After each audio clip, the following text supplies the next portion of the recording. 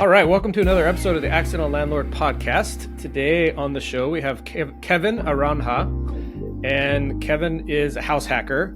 In fact, on his Instagram handle, he's coined himself as the most fashionable house hacker. And if you are watching this on video, you'll definitely get the reason why for that. But Kevin, welcome to the show.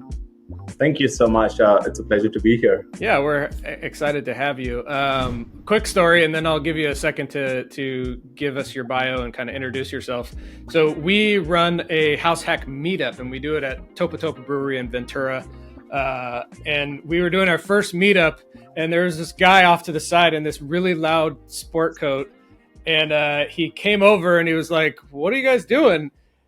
And that was Kevin. He wasn't there for the house hack. He just happened to be there. And then obviously it was like right up your alley, and you have your own real estate meetup and you promote house hacking. It was just kind of a perfect storm how we all ended up at the same place. But that was how I originally met you. But why don't you take a minute or two to kind of introduce yourself to our listeners and tell us a little bit about yourself? Sure. The way you describe me is like a perfect description of who I am. I'm always at the right place at the wrong time and randomly meeting people, which is why I truly believe that if you put something out in the universe that you want to do something, the world's too small, you're going to meet the right people. But yeah, like Peter said, my name's Kevin Aranha. I was born and I grew up in Mumbai, India. I moved to America 10 years ago to pursue higher education. And then, met the love of my life and decided to stay back. And fast forward 10 years, now I live in $1 million house 2 miles away from the beach for free. And I've been successfully able to do that for the last 2 years. And not only has it been kind of like the stepping stone of building wealth, but has also been a great adventure to kind of unravel the mysteries of generational wealth. Yeah, I want to get into that story for sure, because what's unique about your story is, you're not in a small Midwest town where property costs $100,000 and you house hacked and then you live for free, which is a relatively common story out there, but doesn't really do anything for people in our market where a single family house can cost $1 million. But you did it in our area under arguably, a market that was really hot, really expensive, very competitive. And then you figured out how to live for free. So that's the meat of the story that I want to get into, because frankly, those other house hacking stories where it's not a similar market to us are really less relevant. But your story is completely relevant to what we're trying to promote in our world and with our meetup and podcast and all that for the people in our area. So why don't you, and in the interest of full disclosure, we actually invited Kevin back to the house hack meetup to tell his story at the meetup. That's where I heard your full story. And immediately I was like, you have to come on the podcast because your story can help a lot of people. And that's why we're here, to kind of document that. But why don't you get into, I know you kind of have an interesting backstory in your professional career, path that you went down. So bring, and I think that resonates with people too. Like, why don't you just kind of start from the beginning and tell us how you even arrived at buying this house and deciding to house hack? Sure. I guess before we get to the house part, I'll get to, what kind of helped me get the down payment for the house, because this is how I view my life. All the success I've got has been recent. It's just been the past 2 years. And ironically, it's been a few months into the pandemic. Up until then, like I said, I've been here for 10 years. I came here to get my master's in petroleum engineering. I had a bachelor's in mechanical engineering. So when I landed in LAX, I honestly thought this was going to be like, the start of an awesome story where this immigrant from India comes over and then, gets a master's degree, gets a really high paying job and, drives a Ferrari and, I could go travel the world. But it was the exact opposite. I graduated when the oil and gas industry had collapsed back in 2015 with my master's. Since I was still an international, companies had to sponsor my visa, which basically meant I had no work. So I went from couch surfing at my, successful friends' houses and students back near the college campus to literally there were nights when I was sleeping in my friend's car because I just couldn't afford rent.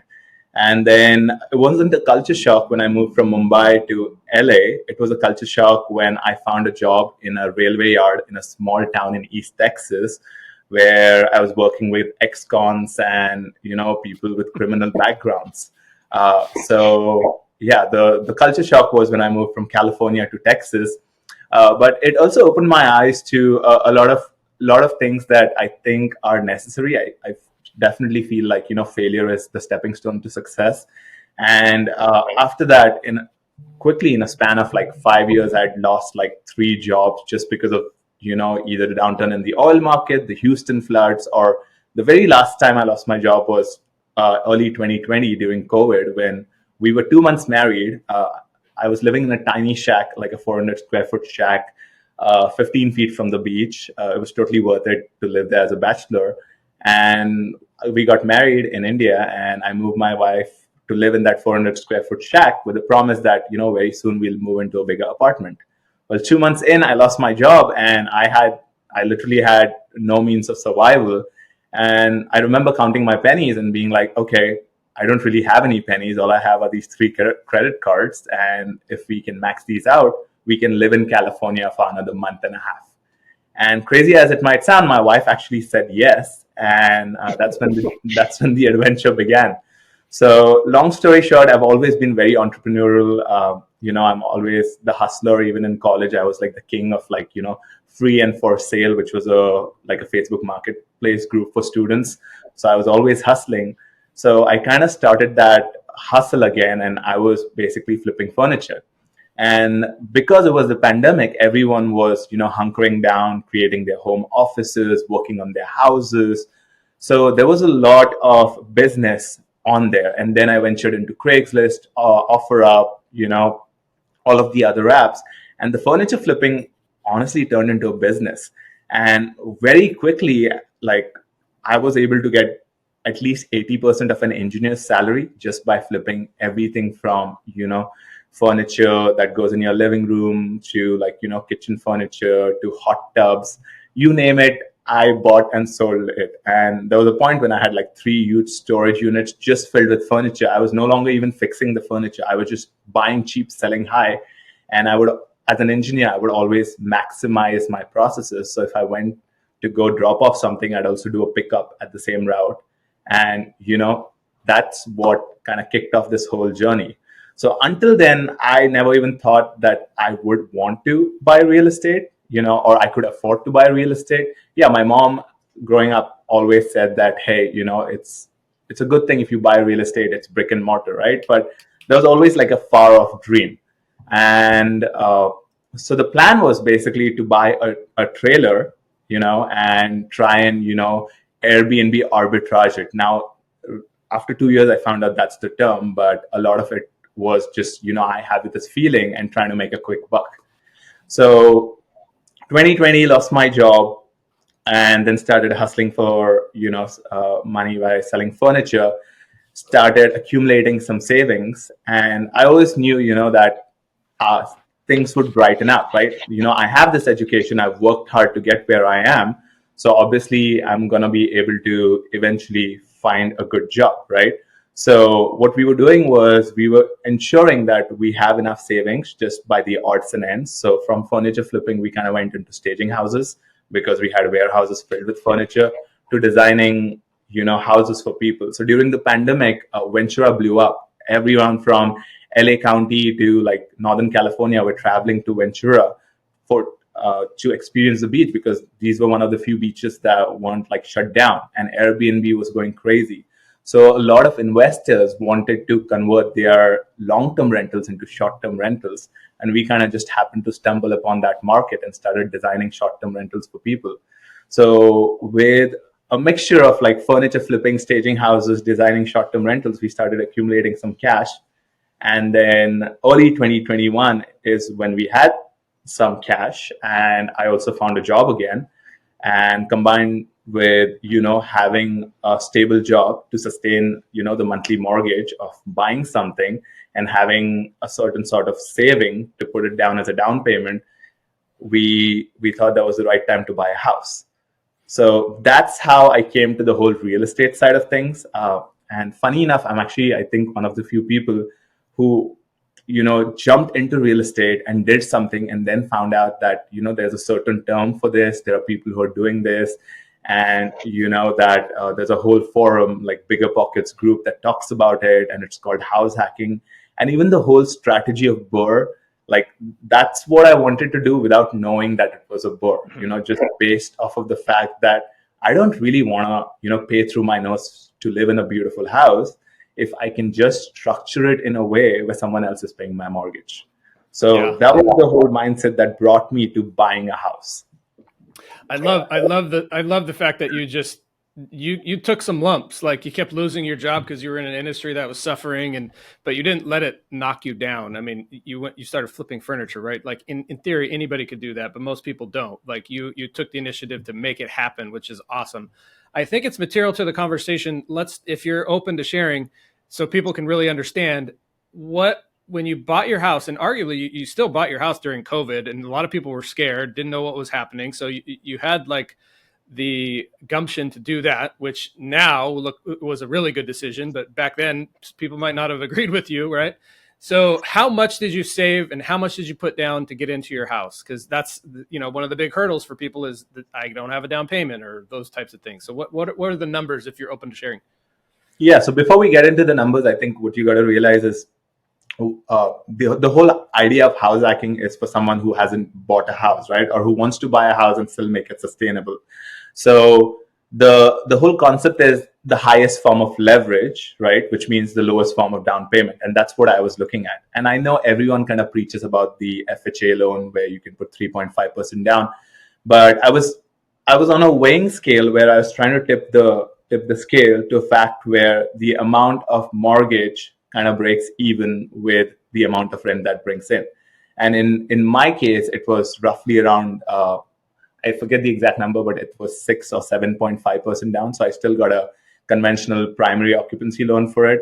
So I bought a house for I think the whole house was listed for 830, and then they dropped the price to 800. And that was the day I walked into the house.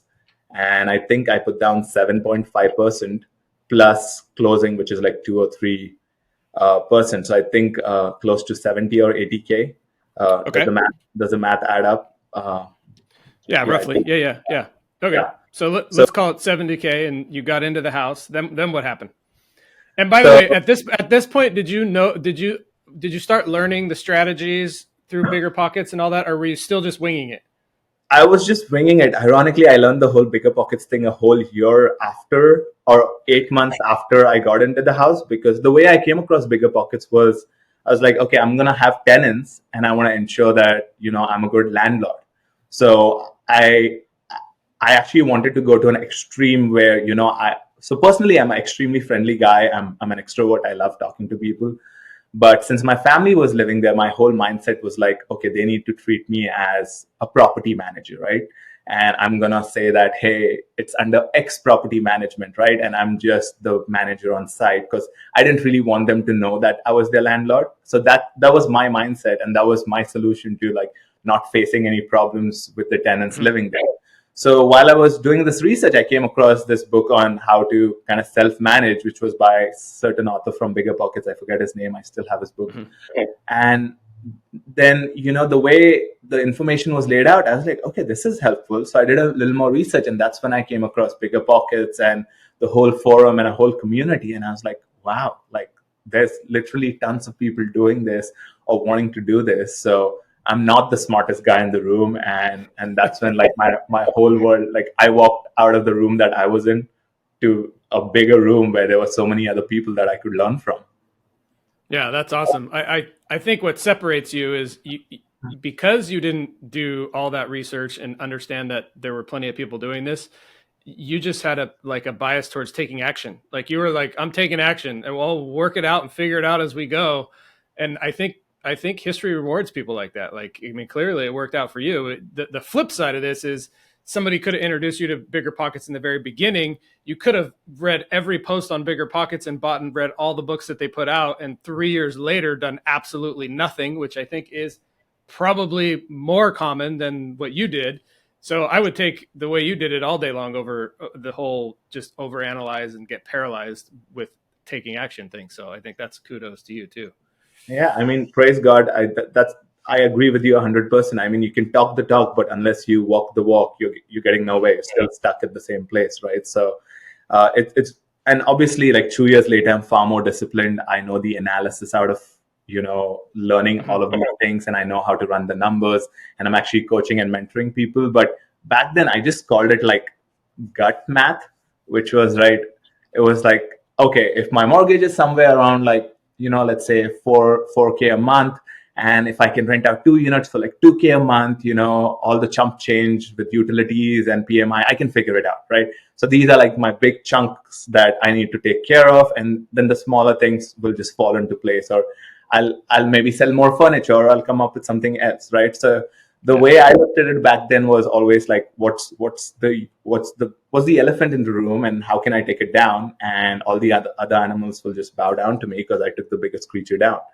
Uh, Fast forward 2 years, I look back at myself and I was like, what was I thinking? Because all of the math that's on Bigger Pockets, like the calculators, the Excel files, the analysis, the way people talk about, how to buy property, the right way to buy property, I was like, wow, I can see why people have analysis paralysis, because there's so much information out there, and it's all good information, but it has to cater to you, right? Like your Hmm. market might be totally different from someone else's market, and then your lifestyle and your job or your income might be totally different from the person right next to you who's executing the same strategy. So Yeah. those are two main points which I think I learned in the last 2 years. Yeah, no, I think that's good. That's good. So what was the house? What was the makeup of the house, and what'd you do to the house? Yeah, let's get back to the actual project. Okay, so this was my game plan, was if I can buy a house and then or if I can buy a duplex and then live in one, because I came across the term duplex, right? And I was like, wow, this is great.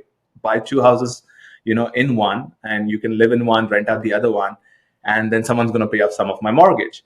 But I wasn't happy with someone paying off some of my mortgage. I wanted them to pay a lot of my mortgage, right? So I was like, what can I do, right? So I came across the strategy that if I can buy a trailer and put it in my backyard and either Airbnb it or rent it out long term, then I can get close to like 80% of the mortgage, get close to like someone paying 80% of my mortgage, right? So that was the whole strategy.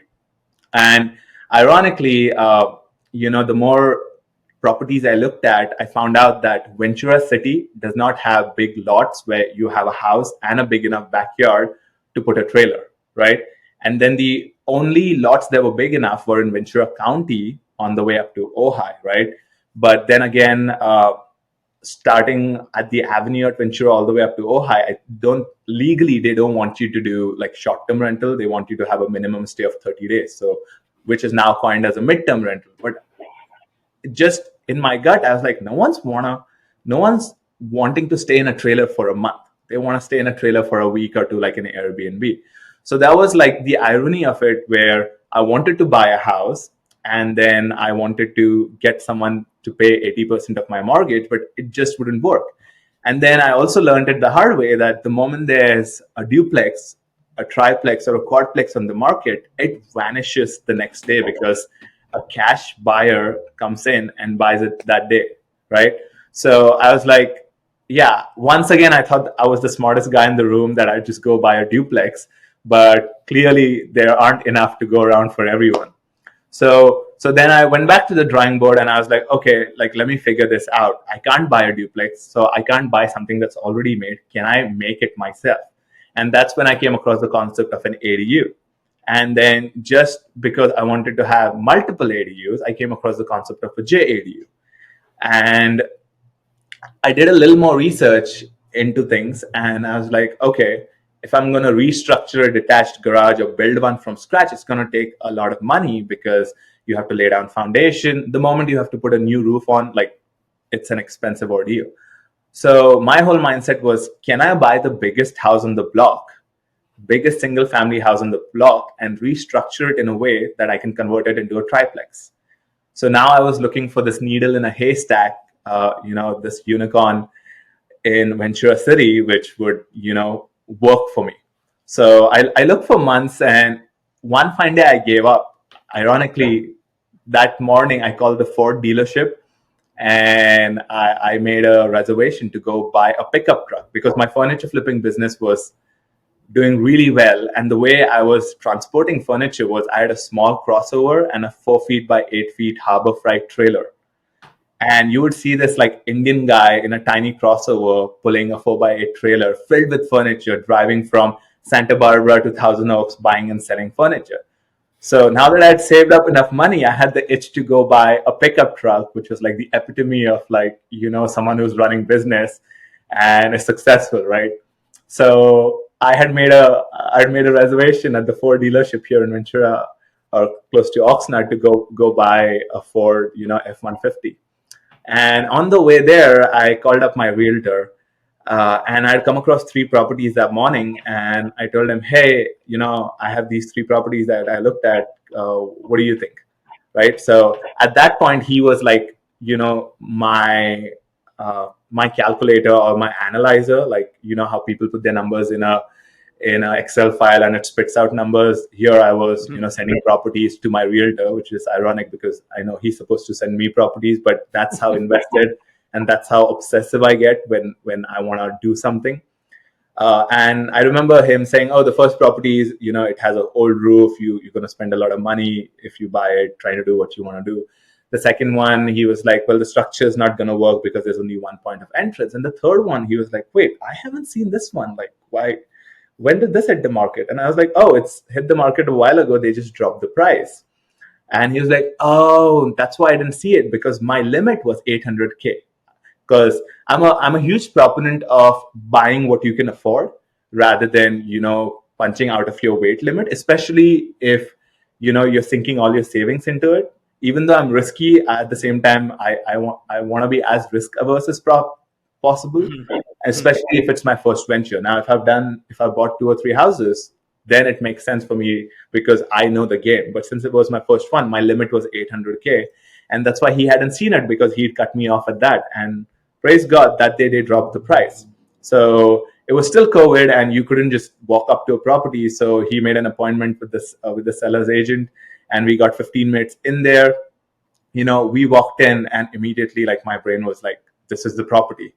Because it was an older house. It's from the 1960s. It had a formal living and a formal dining, and the master suite was upstairs. So it was a two-story, but it was a humongous, like 500 square foot master suite with double vanities upstairs. And the moment I walked in, I was like, I see my ADU, I see my JADU. This is the house. And I look at him and I'm like, is this the house? And he's like, yeah, dude, this is the house. And I was like, no, no, don't be my realtor right now. Be my friend. Do you possibly see any shortcomings in my plan in, converting this house to a triplex? And he was like, no. So then we called up the seller's agent, and I don't know if this is true, or if it's a selling tactic, but he said that there's someone else who had just put in an offer. So we literally had to scurry that very day to go come up with an offer. And we also back in during the pandemic times, you wrote a personal letter to the seller to kind of give them an idea of why you want to buy the house and what you want to do. So we even came up with a letter of why we wanted to buy the house. And then within a week, we heard back that we had bought the house. So that's how we bought the house. And what I did is I just restructured everything under the same roof into three different parts. So I have a main house that I live in, which is a 3-bedroom, 2-bath.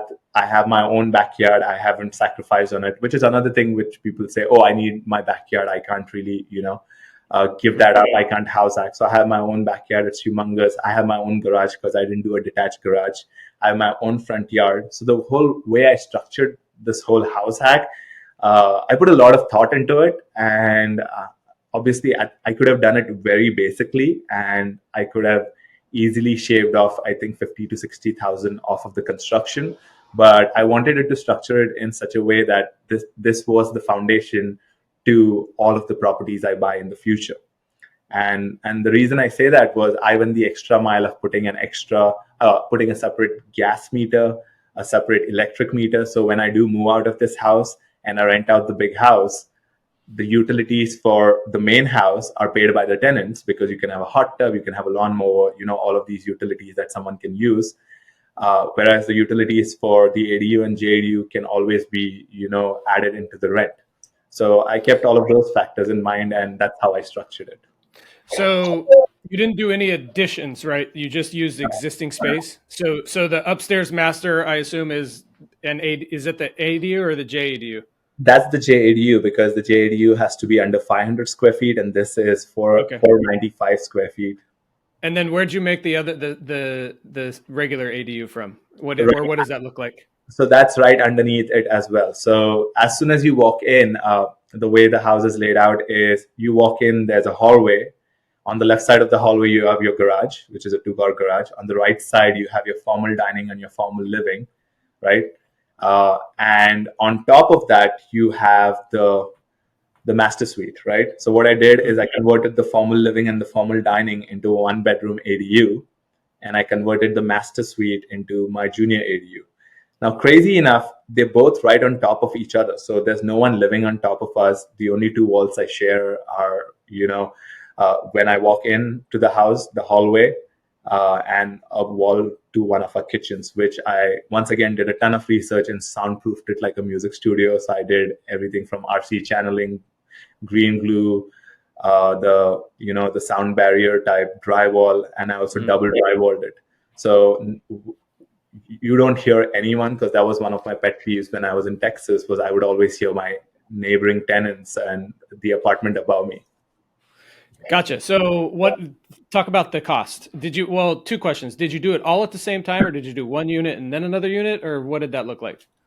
So the plan was to do one unit and then the other unit, but I was like, it makes no sense to go through the whole process of applying for permits again and again, and having the same contractors, because I was once again, I'm a huge proponent of efficiency and effectiveness, right? Just my engineering brain, I have to be as effective as possible and as efficient as possible. So I did both the construction things together. But before we get into that, so if anyone's trying to do a house hack, they always look at, okay, what's the initial down payment? And then what's the construction cost, right? And everyone forgets the cost in between. That's the holding cost. So I'd love for us to eventually touch base on that, because I don't want people to get this idea that, hey, all you need is a down payment and then a construction cost and you're good. Because I think I was one of the first in Ventura City to do an ADU and a JADU without using a detached garage in the city. So permits took me 9 months. Let's talk about that. So you couldn't even start construction until you got the permits. So you basically had to shoulder that entire mortgage for 9 months on your own, which a lot of people maybe don't calculate for, right? Is that what you're referring to with the holding costs? Yep, that's what I call the holding cost. And that's why I say, yes, a lot of times people save up enough down payment to go get into a house, right? And then they're like, oh, I'm just going to get, business funding, or I'm going to go get a construction loan, right? But it all depends if you're going to do it the right way, which I always suggest, because doing it the right way is doing it the best way, because you don't want a headache later on. You don't want the city come knocking at your door and say, hey, demolish the whole thing that you put your blood, sweat, and tears into because it's not permitted. So, roughly what was the holding cost for 9 months? Like $25,000-$30,000, somewhere around there? Yeah, I'd say around 30,000. Okay. Yeah, 30 to 38,000. Okay. Yeah. Fair enough. Then let's talk about the construction, not in like super detail, but basically like how long did it take? What did it cost? And let's start with that. So the construction actually took me just 2 months, because I was dreaming of this day, right? So I had my whole game plan ready. I had, all my contractors lined up. I'd come up with a schedule in my head, written it down on paper. I was stacking contractors. Like if someone was doing drywall on one side, then I was having a plumber do something else on the other side. So construction just took me 2 months. It wasn't. So you did owner builder. You didn't hire a contractor and then get out of their way and let them do it. You quarterbacked everything. Is that accurate? Yeah. Because I don't know. I always feel like it's my hard-earned money, so I'd pay more attention to it than someone else that I hired. And also, I'm extremely strict. I'm extremely stingy. Okay, I am a haggler by nature. It's maybe my Indian roots or the fact that I want the most for my buck. Did that backfire you with any of your subs or contractors? Yeah, I mean there was a learning curve for sure. The very first 2 weeks of construction, I went with the cheapest guy. Right, I worked with the Hispanic guy I found at Home Depot, who couldn't speak a lick of English, but I could communicate by sign language, and ask him to do things, and then they like never show up at the job or do a little bit of work and never, come and finish it. But one thing I told myself was, I am not paying anyone until the work is done. I mean, I'll pay you as soon as a portion of the work is done. So I think that saved me from having any monetary losses, but I did lose some time. And quickly I learned that, okay, I don't want the cheapest guy. And obviously I couldn't afford the most expensive guy. So I needed someone who knew their trade, but was also new into the business or wanted to do some work in return for maybe more business in the future. Just by my personality, I'm a loudmouth, I'm an extrovert. So I always tell people, if you do good work for me and you do give me a good price, then I assure you I'll get you 5 more jobs in the next 5 months.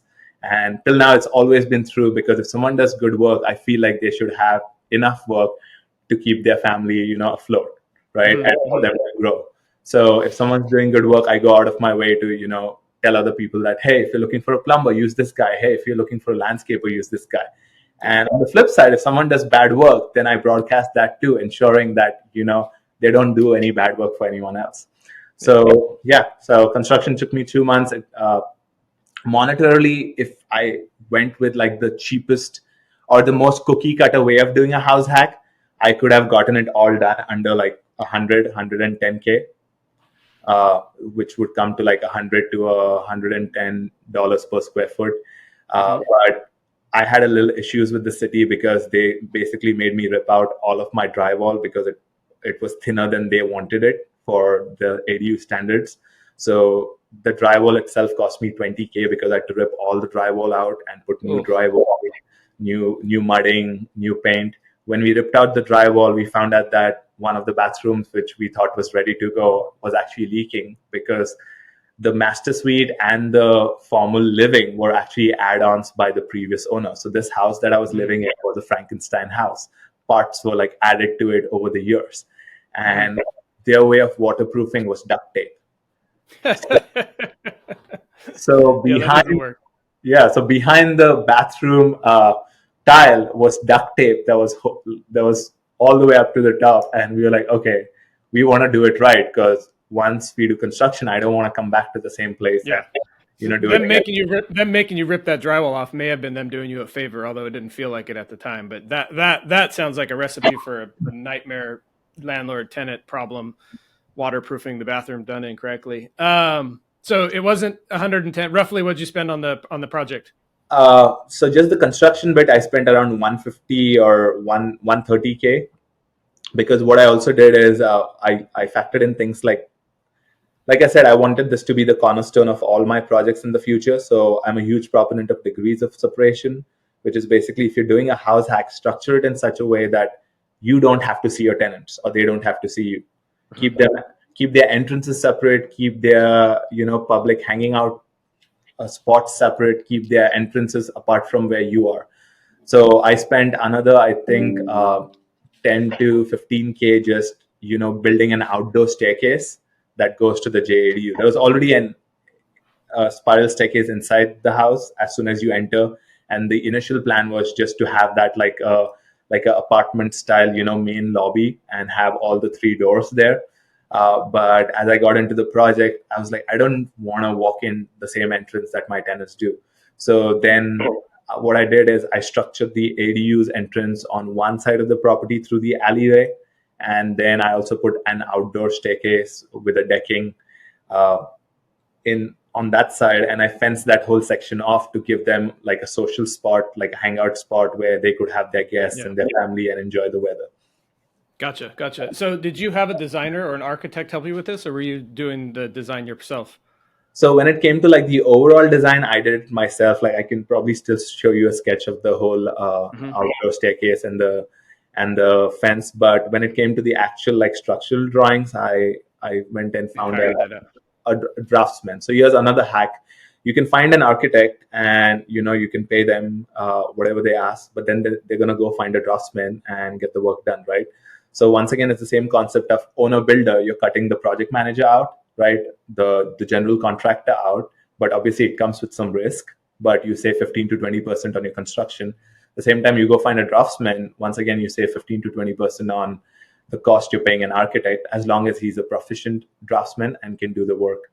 So Yeah. I found a draftsman, and he was pretty reasonable. I still recommend him till this day. I think I've recommended him to like 25, 30 people who've made ADUs Well, here in Ventura. So give him a shout out because everybody's always looking for this. What was his yeah, name? so his name's Matt Huntington, and he's Okay. here in Ventura. And previously he used to do like Ventura County, but now he has so much work that he's just doing Ventura City.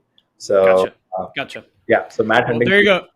Okay, so I'm just crunching the numbers. You bought it for 800. You put 150 in. You're at like 950 ish, roughly. And then tell us about what each unit rents for, roughly. So once again, when I was reading that book that I told you about from Bigger Pockets about being a landlord, I don't know if it was that very book or some other book, but they always said your rentals should be in the top 3% of what's in the market, right? And I'd made it my mission for my rentals to be in the top 1% of what was offered. So I went the extra mile of putting air conditioning units in both the apartments, and also put dishwashers in, and made sure I provided all the appliances, including a microwave, and also had washers and dryers, stackables inside the unit. So Mm-hmm. my whole concept was my target tenant was a young professional who could move in with a suitcase, right? Gotcha. And that's what I was targeting at. So by the time I was done and I looked at my competition, I had like clearly blown them all out of the water. And it was very evident because the moment I put it on the market, like I had 20, 30 people applying to move in. What time of the year? Was this 2021 or when was this? This was actually 20, we bought the house in 21. It was 22 Okay. in February. Gotcha. So the market was still cranking along at that point. Oh, yeah. Yeah. Yeah. And a lot of people were still doing the whole work from home thing. So they were moving out of, high expensive markets like San Diego and San Francisco and moving to Ventura. So my ADU rents for 2,400 and my JADU rents for 2,000. Okay. Gotcha. Now let's do the numbers. Did you refinance after you finished the project or no? So that was the plan because I wanted to do the whole BRRRR strategy, right? So, but what happened was, so before we get into it, my plan was grand because we were actually going to live in the JADU and rent out the master house and the ADU. And I was planning on charging around $3,000 to $4,000 for the main house. So we'd actually have like $2,000 of positive cash flow after paying the mortgage and everything. But while we were renovating the house, because we were doing a lot of work, we found out that we were pregnant with our first kid. So then we quickly changed plans and decided to move into the main house and rent out the ADU and the JADU. So that was the whole hiccup in the grand idea of getting cash flow as well, a positive cash flow out of living there. So now we just live for free, which isn't bad, but I feel like I settled.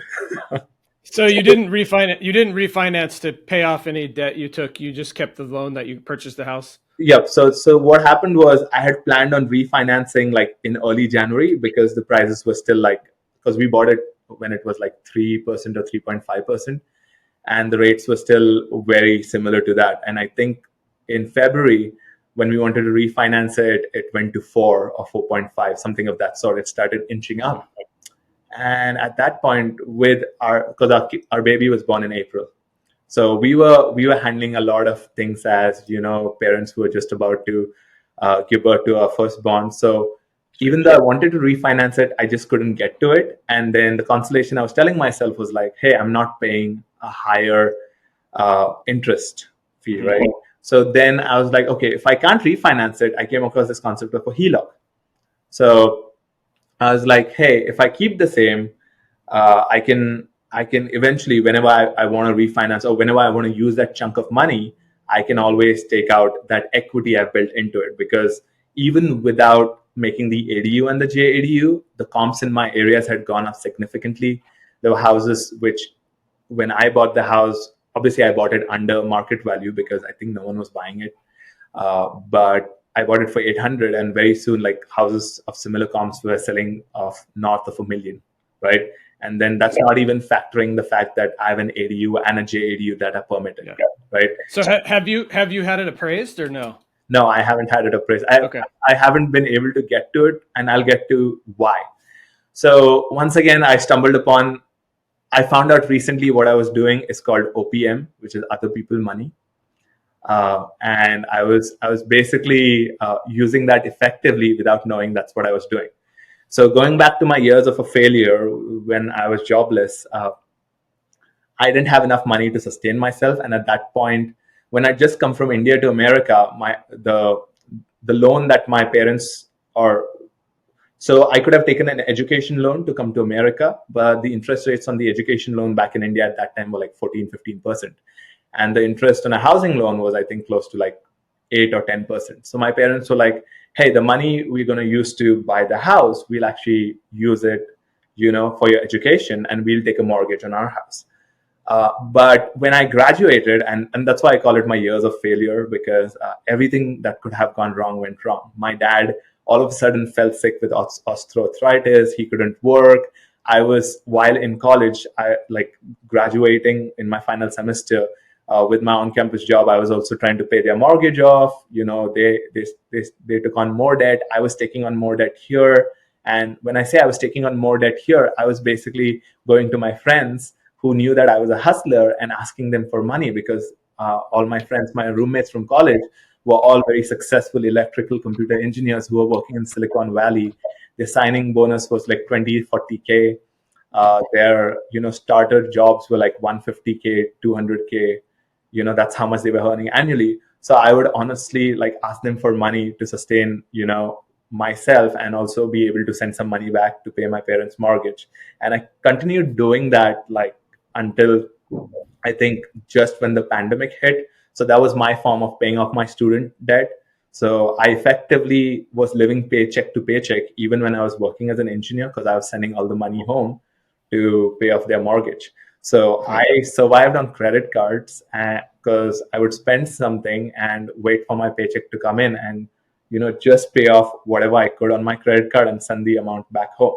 So I had a history of borrowing money from people because of my circumstances, and then repaying it on time without interest, right? This was back in the day, which is like, hey, please lend me some money. I really need some money to survive. And then them being kind hearted or just pitying me in my circumstances, they would lend me some money, because for them it was chump change, but it was humongous for me.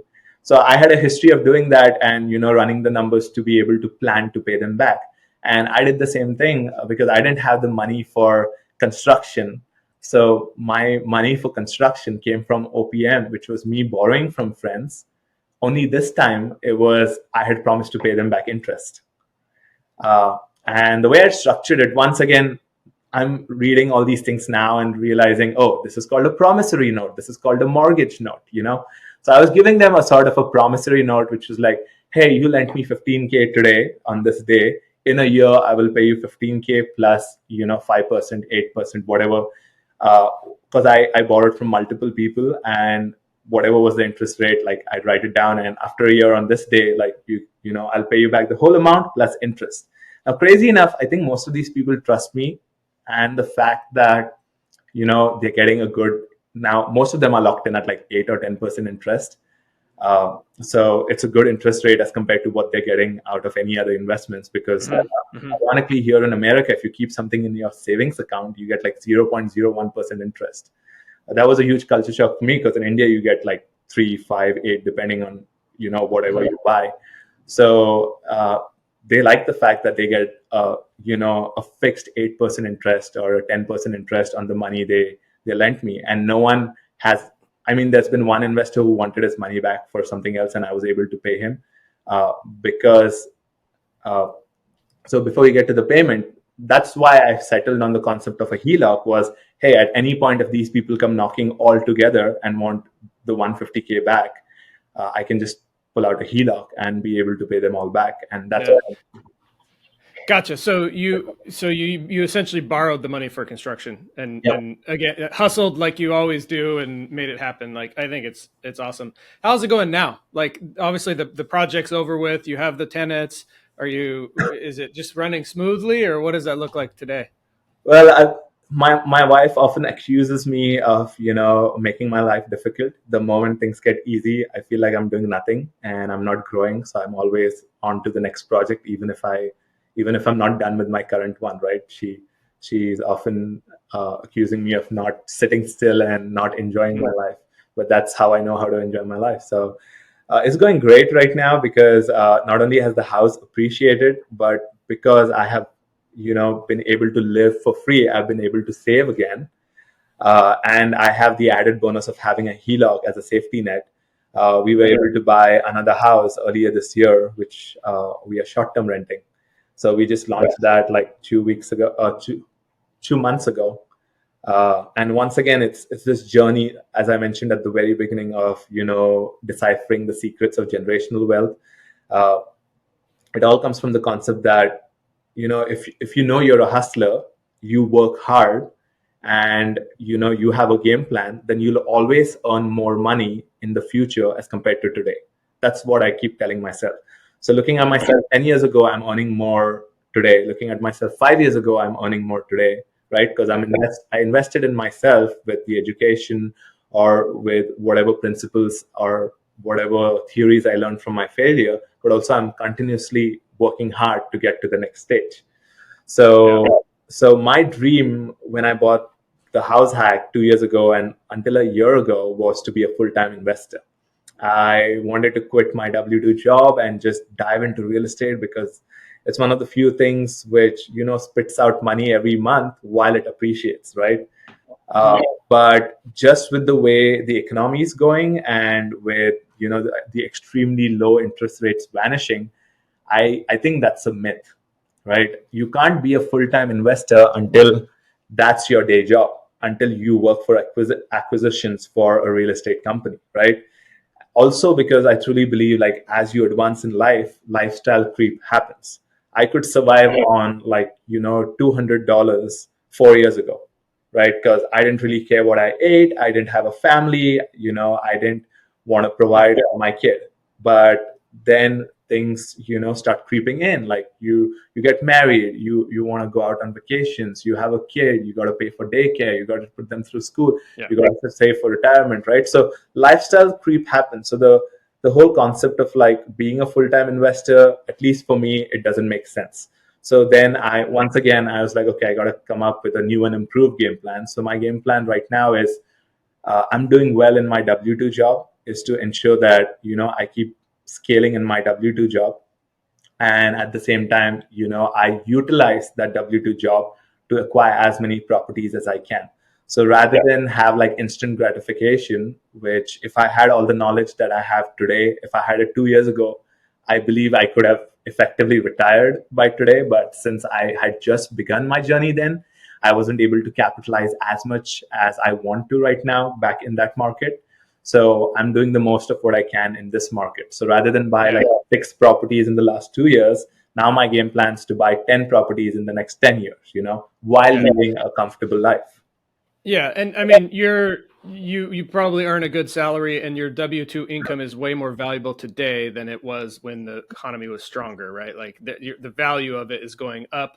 And the other myth that's out there is the second you quit your W-2 job, it becomes very difficult to qualify for financing.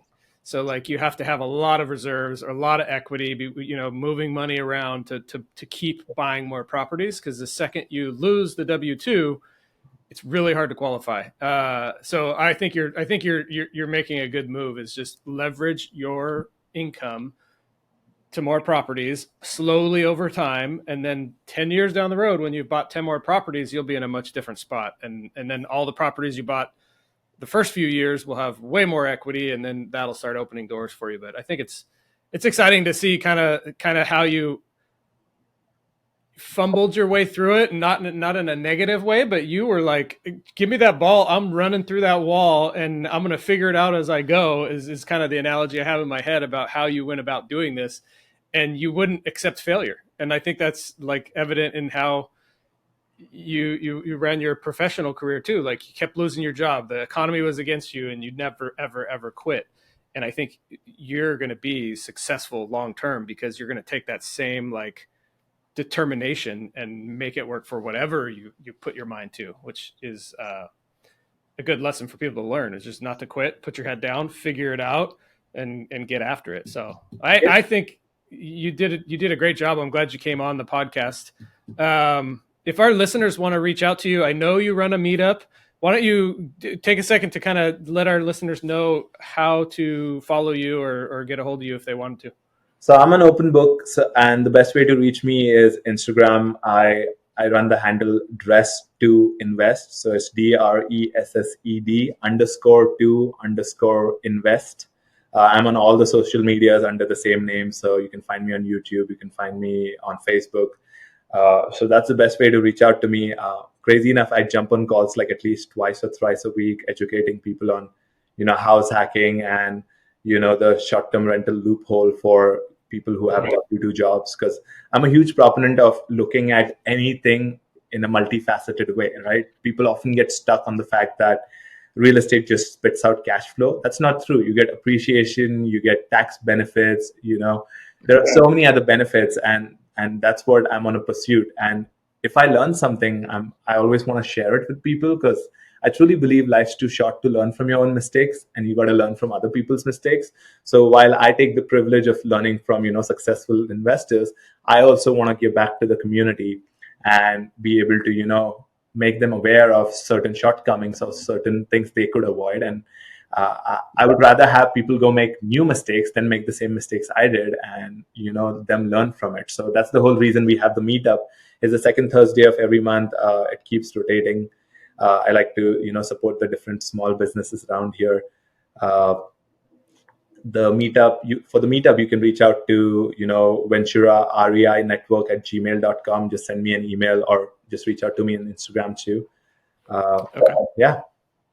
Awesome. We will hopefully. I still need to get over to your meetup and check it out. And then also for our listeners, our next meetup is November 30th at Topa Topa on Knoll at 6:00. So, and Kevin, we'd love to have you come again for sure. But yeah, I think it's been a great conversation. I love your story because it's real world. It's in an expensive market. It wasn't pretty. Like you just put your head down and made it happen and figured it out as you went along. And it worked out great. And I think it's an example for people who are struggling with, it's so expensive here. I don't know if I can make this work. Like all the excuses people come up with, you didn't accept. And I think that's what makes you unique. So good job on that. Yeah, it's all God's grace. I got to give glory to him. So praise God. Awesome. Well, thanks for coming on the show. Really appreciate you. And we're excited about watching kind of your journey develop. Thank you. Likewise, thanks for having me here. It was a great pleasure. I've jumped on multiple calls, but this is my first podcast invite. So totally excited to hear this when it comes out.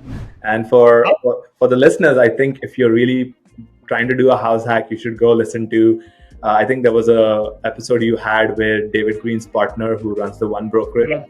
Yep. Stephen Lamb. Yeah. And I think, so yes, Chris Batchelder, who does the finance end of it. We also had Stephen Lamb.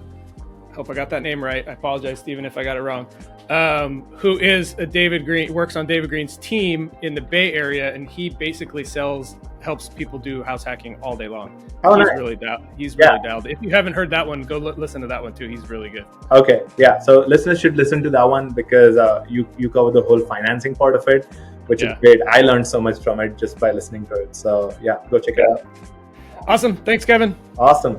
All right. That was a good episode. It was nice to hear from someone who's done this in our area under similar market conditions that we have now. Yeah, he bought a $800,000 house, put $150,000 into it. Now he has, an asset that produces almost $5,000 in rent for him, and he lives on the property. So that's totally doable. That's one way to do it. The other way is the rent by room strategy, which he easily could have employed as well. It just depends on your situation. He had a wife and a child. He probably didn't want to be having a roommate in the same space as him. So he went the ADU route. That's what I love about real estate investing, especially house hacking. There's a bunch of different ways to do it. None of them are right and wrong, or it's all depends on what fits your situation. We did mention our house hack meetup, which is on November 30th at Topa Topa on Knoll Drive, 6:00. Please come down. It's really low key. Have a beer, talk about some real estate stuff. No one's there to sell you anything. No one's there to hard sell or anything like that, which is some of the meetups are like that, not this one. So we'd love to have you come down. Again, thank you for your time. Appreciate you listening to the show, And if you have any feedback for us, that is one favor I'd love to ask, is let us know what you think. What are the types of shows you want to hear? What are the types of things you don't want to hear? Tips, suggestions, we're open to it all. Appreciate you guys. Thank you.